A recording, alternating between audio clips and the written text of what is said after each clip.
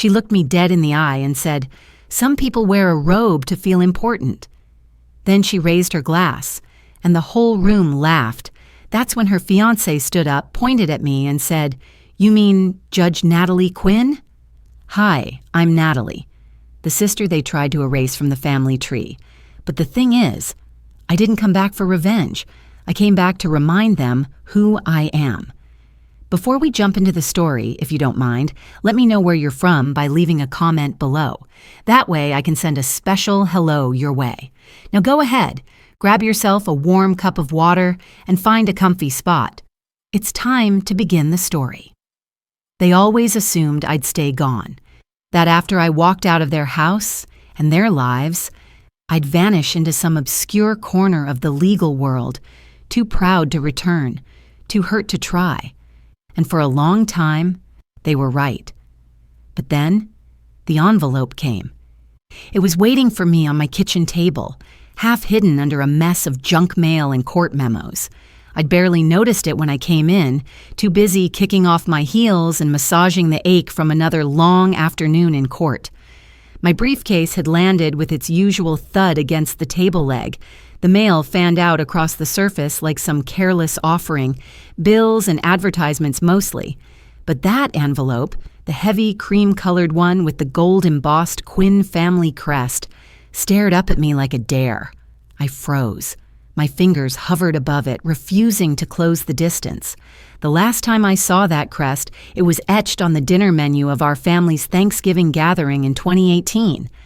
That was the night Alyssa stood and raised her glass to mental health awareness, a clever little euphemism for the speech she gave about my alleged breakdown, peppered with pitying laughs and sideways glances. Nobody stopped her, not even Mom, not even Dad. Just silence stretched across the room like a tablecloth no one had the nerve to pull. I didn't cry. I didn't shout. I simply folded my napkin, stood up, and walked out. No one followed me. No one called after. That was nearly 6 years ago. Now here I was again, breath held, staring at that same damn crest. My chest tightened. My hand instinctively went to the small silver pendant at my neck, the gavel Grandpa Malcolm gave me after I passed the bar. I gripped it like a lifeline. Then slowly I slid my letter opener under the wax seal. The scent of expensive stationery hit me first. Vanilla maybe, or something floral trying to seem elegant. Inside was a wedding invitation. Ornate, too ornate. The kind of thing you'd expect from royalty, not from the girl who once stole my eyeliner and blamed me when she got caught. "You are cordially invited to the wedding of Alyssa Quinn and Julian Blake," it read in looping gold calligraphy. Julian. I'd heard the name once, maybe twice. Alyssa had a talent for attaching herself to men with impeccable resumes and forgettable morals. I stared at the date, the venue, the dress code. Black tie preferred. It all felt so distant, so absurd. And then a second piece of paper slipped out. It wasn't embossed, no wax, just a plain sheet of lined stationery with handwriting I hadn't seen in years. Small, neat, trembling slightly in its urgency. "Please come. They don't know I'm writing you. I miss you. Mom." My breath caught. Vivian Quinn wasn't a woman given to emotion, at least not publicly. For years, she had played the role of the perfect hostess, the composed matriarch. The night Alyssa humiliated me, she hadn't said a word in my defense. She just stared into her wine glass like she might find something comforting there. And yet here it was, an uncharacteristic breach of loyalty, a hidden message, a plea, stuffed behind gold calligraphy like contraband. I placed both letters on the counter. My fingers moved slowly, deliberately, reaching for the bottle of whiskey tucked behind a row of unused herbal teas. 2 fingers, neat. I took a slow sip. It didn't burn like it used to. These days, it just warmed me long enough to hold myself together. The pendant still rested against my chest. I pressed it between my fingers. Grandpa would have had words for this. He always did. "Don't measure your worth by their silence," he once told me. Measure it by the fire you refuse to put out. I wanted to rip the invitation in half. I wanted to throw it in the trash and go on pretending that part of my life was over. But I couldn't. Not when my mother, the same woman who'd once turned her back on me in front of 40 people, had written me in secret. I paced. Atlanta's spring air drifted in from the open window, carrying the scent of dogwoods and car exhaust. I stared out over the city, the way its edges glowed orange in the dusk, and wondered what kind of woman they thought I'd become. Did they imagine me still broken, still ashamed? Did they picture me lonely, desperate for a seat at their table again? The truth was simpler. I wasn't broken, but I hadn't forgotten either. My phone buzzed on the counter. I picked it up, thumbing over to Tara's name. Tara had seen me at my worst and never blinked. We'd met on a pro bono housing case 3 years ago. She was sharp, unfiltered, and loyal in the quiet way that mattered most. I typed, "Should I go back?" The 3 dots blinked, then disappeared, reappeared. Then came her reply, "If you can handle the fire, walk through it. Just don't let them burn you again." I stared at the screen, then back at the invitation. I set down the whiskey glass and pulled the RSVP card from the envelope. The cardstock was thick, smug, the kind that assumed you'd say yes. I didn't hesitate. In one smooth motion, I scrawled the words, "I'll be there." I slid the card back into the return envelope, sealed it, and placed it beside my keys. My hand rested on it for a second longer than necessary. They thought I was gone, that they'd erased me clean. But they were wrong. I wasn't coming back to forgive. I was coming back to be remembered. There's a kind of silence that lives in old Southern homes. It isn't empty. It breathes. It presses against your ribs like a memory you never made peace with. Savannah unfolded around me in waves of Spanish moss and familiar street corners, each one tugging at something I thought I'd left behind. The city hadn't changed. Wide oak trees still arched over cobbled avenues like they were guarding secrets. Tourists wandered through the squares, sipping iced coffee and pretending they belonged. But as I turned off the main road and onto the long gravel drive leading to the Quinn estate, the air thickened. The house stood just as I remembered, white-columned, ivy-wrapped, proud in a way that didn't invite comfort. The kind of house that looked better in Christmas cards than in real life. It loomed ahead, every shutter straight, every pane gleaming like it had been scrubbed free of history. But I knew better. I parked under the crepe myrtle tree near the side lot and killed the engine. For a few seconds, I just sat there. My hand found its way to the pendant at my neck again, the gavel, my anchor. I adjusted it beneath my collar, straightened my jacket, and stepped out. The door opened before I even reached the steps. Natalie. Vivian Quinn's voice floated toward me like steam from a tea kettle, not quite warm, not quite cold. "You made good time." She looked the same, slim, composed, not a hair out of place. Her smile was practiced, but her eyes hesitated. That half-second of flicker told me everything. "I left early," I said, keeping my tone neutral. "Didn't want to hit traffic outside Macon." "Of course," she replied, stepping back to let me in. "You must be tired. Champagne?" "Sure." The entryway still smelled faintly of lemon polish and some kind of imported eucalyptus. Clean, sterile. Aunt Clara's signature scent. Vivian handed me a crystal flute, her fingers barely grazing mine. Inside, nothing had changed. Not the mirror-framed portraits on the wall, each one meticulously curated to tell the world who the real Quinns were. Not the Persian rug that still swallowed every step in the hallway, and certainly not the absence of me. I paused at the main staircase, studying a wall of family photos. Alyssa at cotillion, Alyssa at her college graduation, Alyssa cutting the ribbon at the new pediatric wing in Charleston. My absence wasn't accidental. It was surgical. "Let me show you to your room," Vivian offered. I shook my head. "I'll be fine. I remember the way." She hesitated like she wanted to say something, then nodded and disappeared down the hall. I made my way to the guest suite on the second floor, the one farthest from the main rooms, the one they used for the difficult cousins at holidays. The room smelled faintly of lavender and disuse. I dropped my overnight bag on the bed, smoothed my jacket, and headed back down. The cocktail hour had already begun. The garden was strung with lights, soft amber bulbs glowing beneath the canopy of live oaks. Tables draped in cream linen were scattered across the lawn, manned by servers carrying trays of champagne and artful little bites no one actually ate. Laughter trickled through the air, smooth and brittle. I moved through the space like a ghost, politely nodding at people who either didn't recognize me or pretended not to. Cousin Philip looked away so fast he nearly dropped his glass. Aunt Margaret blinked twice, then gave me the tightest smile I'd ever seen. I sipped my drink and said nothing. "You'd think the prodigal sister came back with a TV deal," someone murmured behind a hedge. "She thinks that robe makes her better than us," another voice replied. "Like being a judge erases being a disgrace." I didn't turn around. I didn't need to.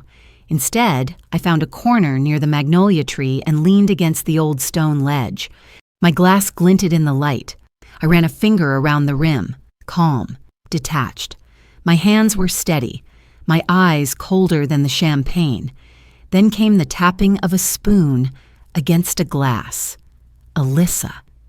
She stood near the center of the lawn in a pale blush dress, her hair swept up like she just stepped out of a bridal magazine.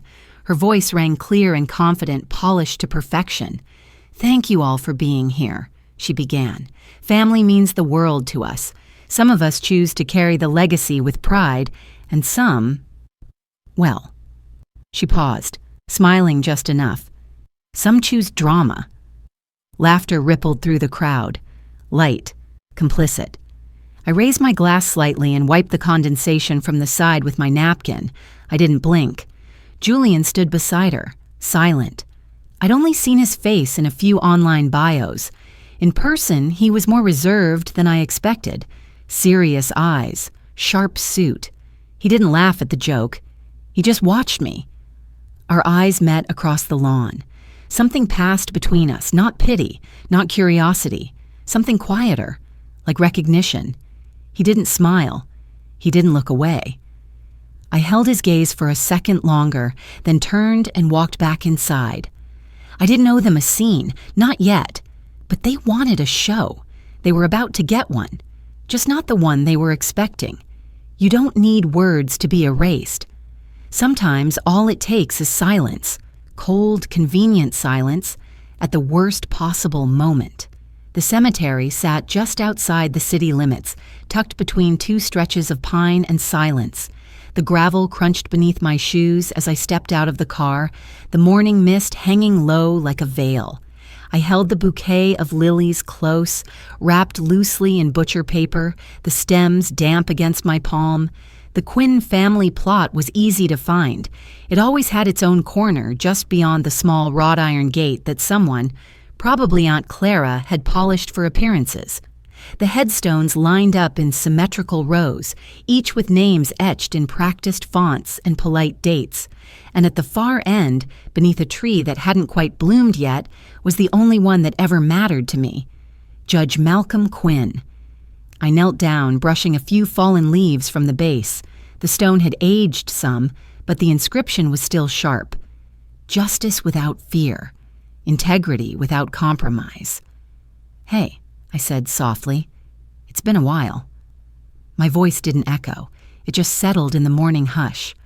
I placed the lilies down and reached into the inside pocket of my coat. The envelope was yellowed at the edges now, the seal brittle.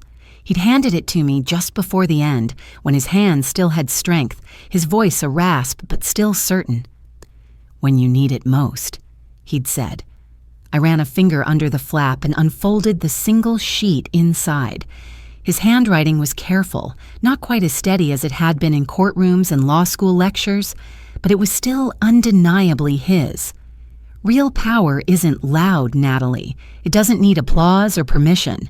It stands where others won't. You weren't born to be their favorite. You were born to outgrow them. You already have. The words settled into my chest like weight and release all at once. I folded the letter carefully and tucked it back into my coat. Then I stood, pressing my hand to the pendant at my neck. It wasn't the one he'd promised me. That one never made it to me.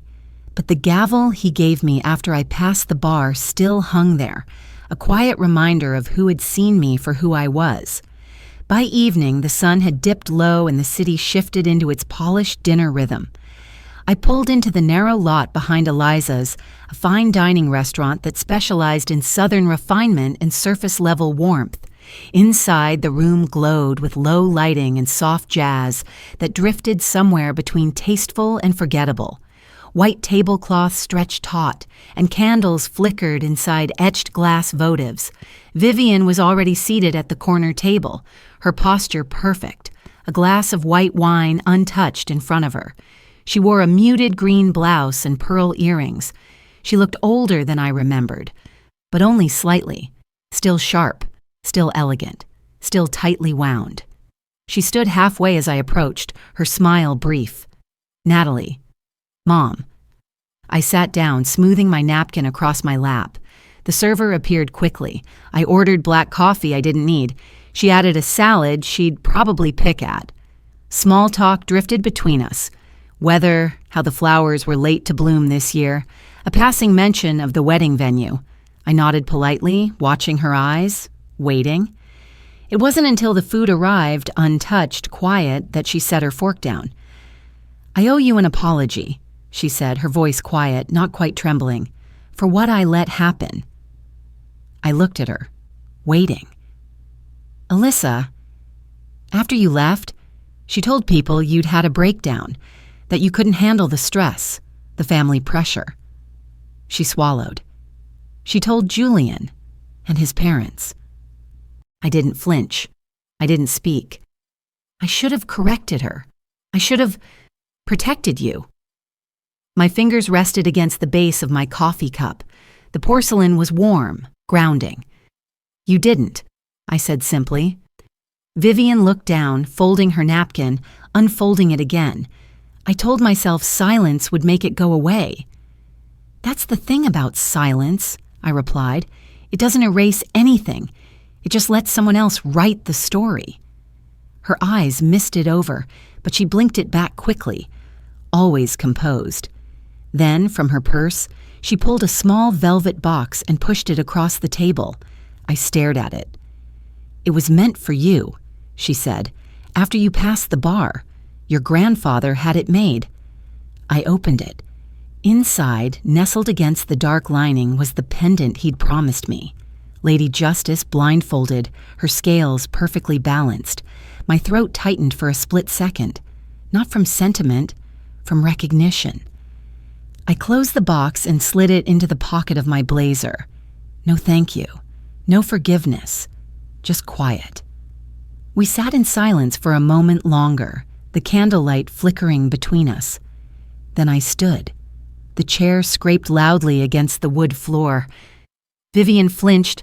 I leaned down slightly, keeping my voice low. "Don't ever say you didn't have a choice." I left her there, sitting beneath the glow of civility and sugar-coated regret.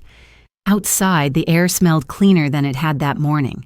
The wind was picking up, scattering the first fallen petals from the dogwoods lining the sidewalk. I pulled my coat tighter, slipped my hand into the pocket with the pendant, and walked toward the car. I hadn't come here looking for closure. Turns out I brought it with me. Some truths don't need a spotlight. They just need a crack in the silence, and someone willing to let the light in. The cocktail hour was held at a plantation-turned-event venue, now sanitized for Instagram and charitable galas. The brick veranda curved along the edge of the river, where the breeze rolled in soft and lazy. String lights swayed above linen-draped tables. Everything about the setting whispered southern charm with a price tag. I stood near the edge of the lawn, sipping a sparkling water I didn't ask for. The flute chilled my fingertips. Guests murmured behind me, drifting through pleasantries and praise like they'd rehearsed it all. The Quinns always knew how to put on a show, just not the kind anyone asked to see. No one greeted me. No one acknowledged me. But I felt their eyes, quick and darting. I was used to being noticed that way, just enough to be discussed, not enough to be addressed. Then I saw him. Julian moved through the crowd with quiet ease. No dramatic gestures, no stiff posturing like the others, just calm, measured steps. He stopped to say something to a distant aunt of Alyssa's, smiled politely at a family friend, then began drifting toward me. I didn't move. "Mind if I join you?" he asked, voice soft but clear. I didn't realize this was a conversation corner. His lips curled slightly. Let's say I needed air and some perspective. I tilted my head. "From me?" He nodded toward the river. "You ruled on a tenant case 2 years ago. Low-income housing, predatory developer. It changed how we handled zoning in our clinic's outreach program. I've read that opinion a dozen times." That caught me off guard. "You're in law?" "Public health law, mostly policy these days, but my undergrad was political science." The case stuck with me. I studied him. There was no flattery in his tone, just curiosity, thoughtfulness. "So this is what cocktail hour looks like in your world," I said, gesturing toward the ornate setup, the polished southern decadence. "It's not mine," he replied. "I just happen to be standing in it." Before I could answer, Alyssa appeared, like she always did. At the exact moment, control seemed to drift elsewhere. "There you are," she said, looping her arm through his. She turned to me, eyes bright. "Didn't realize you two had so much to catch up on." I didn't respond. She looked at Julian, smiling too widely. "You know how idealistic judges get," she said lightly. "Always thinking someone's watching, always needing an audience." Julian didn't laugh. He looked at her, then at me, then back at the river. When she walked away, pulling him with her, he let her, but only barely. The rest of the evening blurred into muted laughter and the clink of glasses.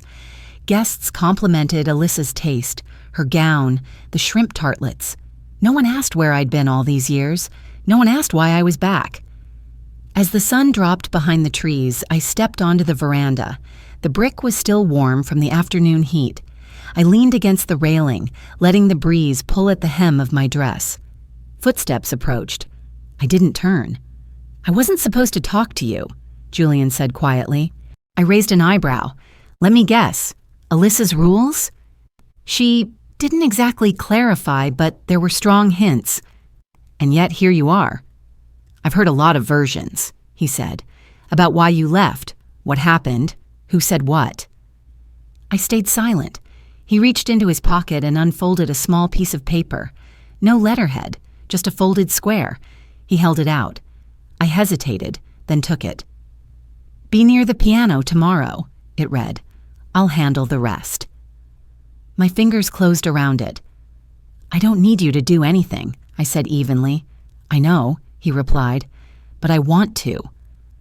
I studied his face, not for cracks, not for angles, but for something rarer, intent. For the first time, I didn't see Alyssa's fiancé. I saw a man standing at the edge of something uncomfortable and choosing to stay there anyway. A small nod passed between us. Nothing spoken, nothing more than necessary. As he walked away, the breeze picked up, scattering petals from the magnolia trees onto the veranda stones. I looked down at the note again. If he was serious, tomorrow wouldn't just be another rehearsal dinner with overly salted hors d'oeuvres and polished speeches. Tomorrow would be the reckoning I'd waited 6 years for. They built this room like a shrine to legacy. All it took was one voice to light a match. The grand banquet hall shimmered under chandeliers the size of cars, each one catching light like frozen fireworks. Tables stretched in long lines draped in white linen, every surface weighed down by silver flatware, etched glassware, and centerpieces so tall they blocked your view of anyone not seated directly across. Everything was arranged for admiration. Nothing was arranged for honesty. I sat near the end of the third row, close enough to see the stage but far enough to be an afterthought, just where they preferred me. Servers moved like clockwork. Guests smiled too widely, Champagne glasses clinked as if trying to drown out something no one wanted to name. I watched Alyssa glide between donors and aunts, radiant in a navy-sheath dress, her hair pulled back in an elegant knot. She knew how to perform warmth. She'd perfected it. Vivian sat near the front, her posture straight, her hands clasped neatly in her lap. She hadn't spoken to me since Eliza's. I didn't mind.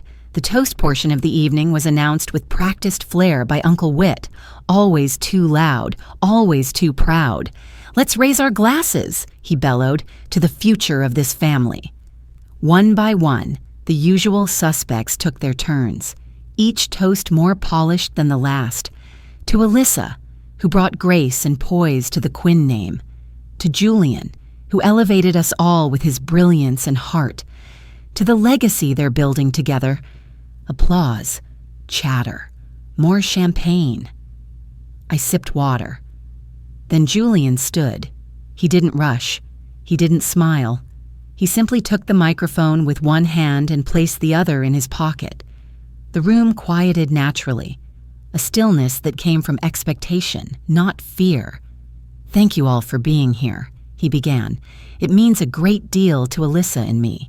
Standard, safe. But tonight," he continued, "I want to offer a different kind of toast, one that doesn't just celebrate legacy, but interrogates it." A murmur moved through the hall like static. "I've heard many stories about this family," he said, scanning the room. "Stories about strength, brilliance, tradition. But the story I hadn't heard until recently was the one that mattered most." He turned slightly, looked past Alyssa, looked at me. There was a name I didn't hear when I was introduced to the Quinn legacy, a name that had been scrubbed from the photos, the conversations, the toasts. My chest didn't tighten. My palms didn't sweat. I had rehearsed this moment in silence too many times. Julian's voice was even, clear. "That name is Natalie Quinn." An audible ripple moved across the room. Heads turned, glasses stilled in mid-air. "She is not just my fiancé's sister," he said. "She is a state-appointed judge, a champion of equity and housing justice, a woman who chose the hard road because it was right, not easy." I rose. No one spoke. The folder I carried was simple, a manila envelope, plain and utilitarian.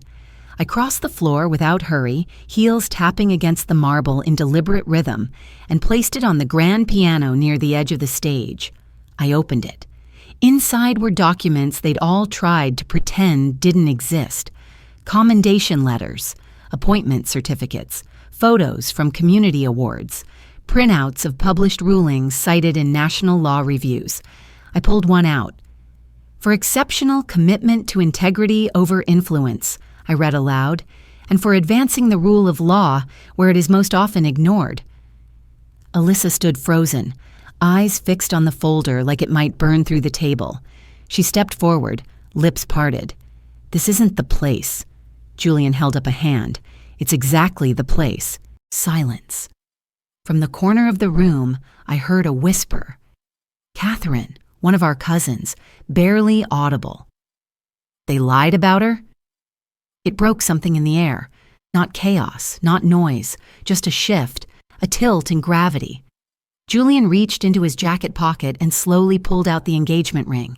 He looked down at it for a long moment, not with regret, but with understanding.